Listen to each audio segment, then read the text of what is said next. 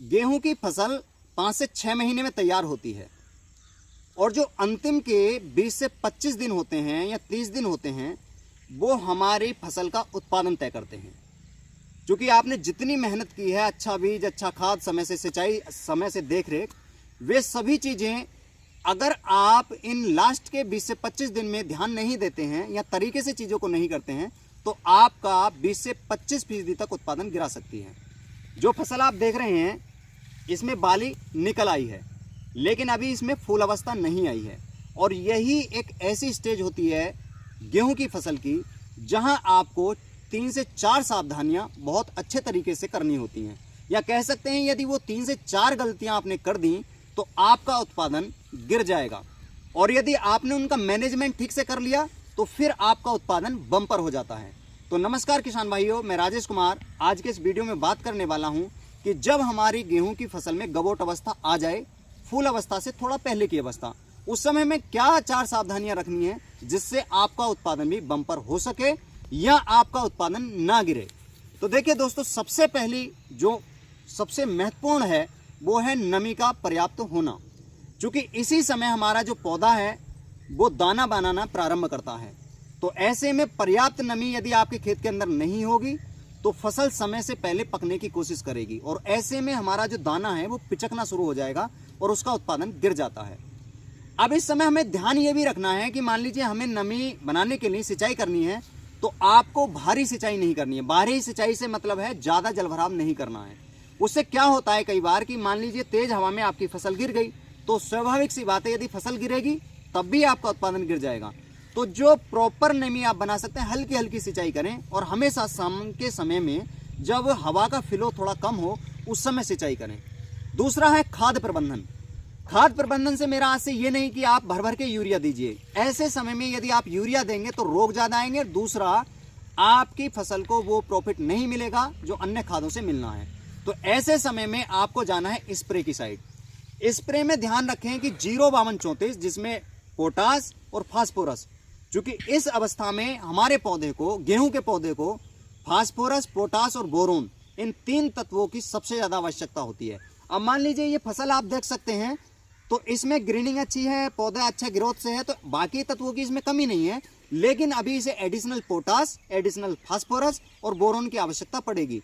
क्योंकि जो कोशिका विभाजन है, जो दाना बनने का प्रोसेस है, परागकण क्रिया है, उनमें इन तीनों तत्वों की बहुत ज़्यादा आवश्यकता होती है। तो ऐसे में आप बोरोन प्लस आप 05234 की 1 किलोग्राम मात्रा प्रति एकड़ की दर से और बोरोन जो है 20% वाला 1 ग्राम प्रति लीटर की दर से लेकर के आप इस अवस्था में, ध्यान रहे कि फूल अवस्था से पहले की अवस्था में जब बालियां निकली हों या फिर फूल अवस्था के बाद इनका स्प्रे कराएंगे तो आपका जो दाना है प्रॉपर तरीके से वजनदार रहेगा, चमकदार रहेगा और अच्छा रहेगा, जिससे उत्पादन आपका बढ़िया रहेगा, शाइनिंग के साथ रहेगा।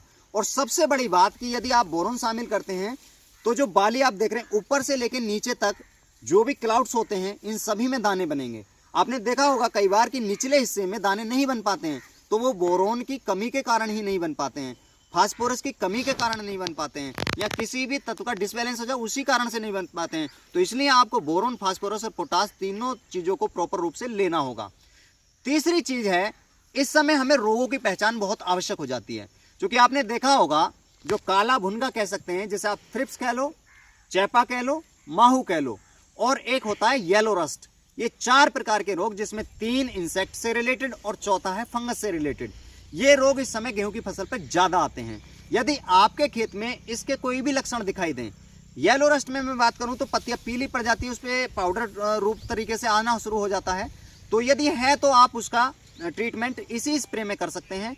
यदि आपके खेत में चैपा, माहू दिखाई देता है तब आप इसके लिए इमिडाक्लोरोपिड या फिप्रोनिल या थायोमेथोक्सम, इनमें से अलग अलग हैं तो अलग अलग मात्रा रहेगी। जैसे थायो की मात्रा 1 ग्राम पर लीटर ले सकते हैं, आप इमिडाक्लोरोपिड ले रहे हैं 17.8% SL में तो आप उसकी आधे से 1 ml पर लीटर ले सकते हैं। फिप्रोनिल लेते हैं तो आप 1 ml पर लीटर ले सकते हैं। तो ये डोज आप लेंगे और उसी में आप ले सकते हैं। यदि आपको लगता है कि आपके खेत पे ये चांसेस बन रहे हैं या किसी पड़ोस के खेत में ये आ रहा है तो आपके खेत में भी आए, ये स्वाभाविक हो जाता है, तो फिर आप इसका ट्रीटमेंट ले सकते हैं। ये 3 चीज़ें ऐसी हैं जिसमें आपको प्रॉपर रूप से इन चीज़ों पे ध्यान देना है, जिससे आपकी जो गेहूं की फसल है, आपने जो मेहनत की है उसका अच्छा आउटपुट मिले, अच्छा उत्पादन आपको मिल सके। अब देखिए दोस्तों, सबसे जो लास्ट में यहाँ बात करूँगा कि जैसे अभी हमारी फसल ये स्प्रे के टाइम पे है, अब यदि फूल आ रहे हैं तो उस समय मैंने स्प्रे को क्यों मना किया, क्योंकि जब आप खेत के अंदर चलते हैं तो उससे जो परागकण है वो हलते हैं और कई बार अपरिपक्व जो परागकण है वो हट जाता है, दूसरे पुष्प पे जाता है, तो वहाँ वो दाना नहीं बन पाता है और इससे कहीं ना कहीं हमारे उत्पादन पे भी प्रभाव पड़ता है। तो आप ध्यान रखें कि जब प्रॉपर फूल आ जाए उस समय आप स्प्रे बिल्कुल भी ना करें। और ध्यान रहे कि जो हवा का फ्लो है, मान लीजिए ऐसी अवस्था में करते हैं हवा दक्षिण से पूरब चल रही है तो उसी दिशा में आपको स्प्रे करना है, विपरीत दिशा में आप कभी भी स्प्रे ना करें। और देखिए दोस्तों, ये जो जानकारी मैं दे रहा हूँ, आशा करता हूँ कि आपको समझ में आई होगी और ऐसे ही इंटरेस्टिंग वीडियो के लिए आप हमसे जुड़ सकते हैं, हमारे यूट्यूब चैनल को सब्सक्राइब कर सकते हैं। तो आज के इस वीडियो में मैंने गेहूं की फसल से अंतिम दिनों में जो क्रियाकलाप करने होते हैं जिससे बम्पर पैदावार हमें मिल सके, वो आपके समक्ष रखी है। आशा करता हूँ ये बात आपको समझ में आई होगी। और एक निवेदन रहेगा, यदि आपको लगे कि ये जानकारी अपने किसान मित्रों तक शेयर करने योग्य है तो आप शेयर जरूर करिएगा। यदि कोई सलाह वीडियो से रिलेटेड या किसी विषय पर वीडियो चाहते हैं तो आप कमेंट में पूछ सकते हैं। तो आज के वीडियो में केवल इतना ही। नमस्कार दोस्तों।